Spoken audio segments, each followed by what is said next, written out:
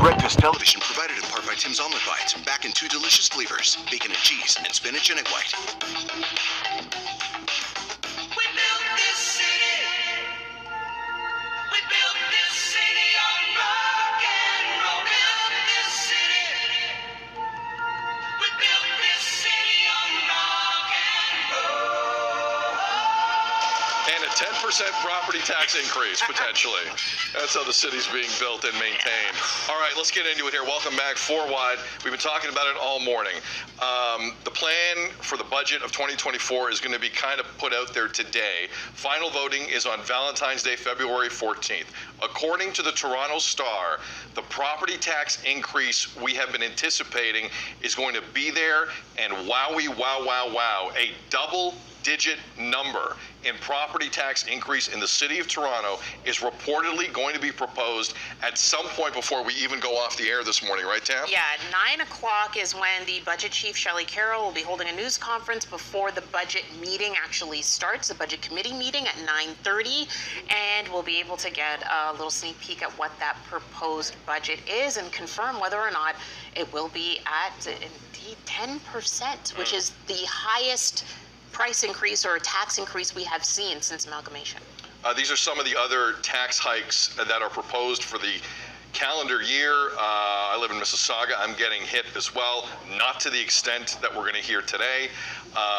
Devo Brown, Meredith Shaw, you guys are in the city proper. Meredith, starting with you, your thoughts on this. How do you think it's going to be received? Because that's the interesting take to me. Well, I mean, how can it be? I don't know how it can be received other than what? No, but they'll make the argument. These are tough economic times. Like several mayors have avoided this. We got to do it now. How would you respond to that? Well, I respond to it by saying they're tough economic times. Yeah. Like I understand they're tough economic times for the city, but as residents of the city, it's not like we're sitting on a whole bunch and people are strapped. And I just don't know how this is all going to actually work. Like in terms of bottom line dollars and cents, we can talk about these things, but for some families who are already living very close to the line, I don't know how you factor that in to your monthly. And like you were saying, Tam, earlier, it's not just affecting homeowners or property owners. This will trickle down to renters as well, and we know how strapped that scene is. So I'm very concerned personally, and then also for obviously the people who live in the city. I look at Hamilton as well. That 14+% is gross. I mean, you might say, oh, it's not even with the rest of the GTHA, or maybe not, or whatever it is. But either way, if you are a homeowner or whatever you're doing in Hamilton, you're being affected by 14%. That is a lot. Here in the city, it's becoming an unlivable city. Yeah. It is really an to exclusive, the point. Right. Unlivable, yeah. Right, scenario. as you mentioned, it trickles right down. Rent prices the housing market is a mess right now.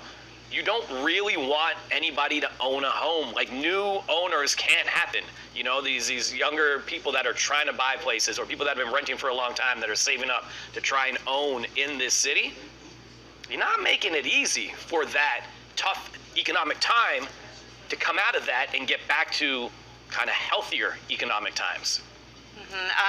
Politically speaking, that this has been, since they were on the campaign trail, Olivia Chow's been hounded by this question, and I know I've asked it to her several times as well.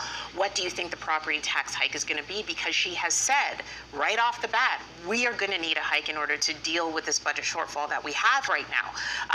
And now that we have a number on this question we've been asking for the last 6-7 months, if it is indeed at 10%, there are going to be a lot of questions just about how much money really this is going to bring into the city in order to deal with that budget shortfall. Is it worth it during this time when people are already struggling so much to just afford the very basics?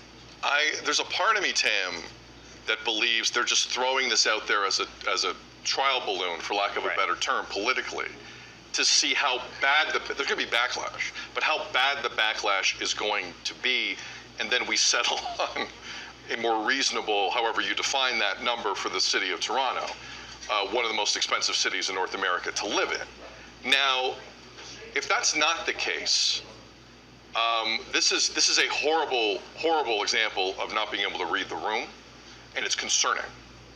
because, like you said, one of the real knocks against Olivia Chow in that campaign was, you're just going to get taxed, and they're not going to care. Well, it's January 10th, and you're kind of, look, Olivia, this is kind of the first real thing Olivia Chow politically is going to have to face that affects absolutely everyone financially. And I don't think they've really thought this through. I have a hard time believing if you go line by line in our city budget, you can't find spots to cover off some of these financial discrepancies without hitting homeowners like this and renters to the point that they're going to get hit. We'll see where this goes. This is the wrong move, and I think the backlash is going to be so severe, you're going to see that peeled back. I have a hard time believing this is going to stand the vote and public scrutiny, but we'll see where it goes. We'll see where it goes. It's a big day, though, and it's going to start off a big month of consultation, and it's a big moment for the city of Toronto. Let us know. Feedback at breakfasttelevision.ca. All right, later on, BT, Tammy's got news next. More on that story. Also, right when you think you've done it all in Niagara, let me tell you something. You haven't. They've got a new experience that we're excited to tell you about. That's coming up at 7:40. More BT. Straight ahead.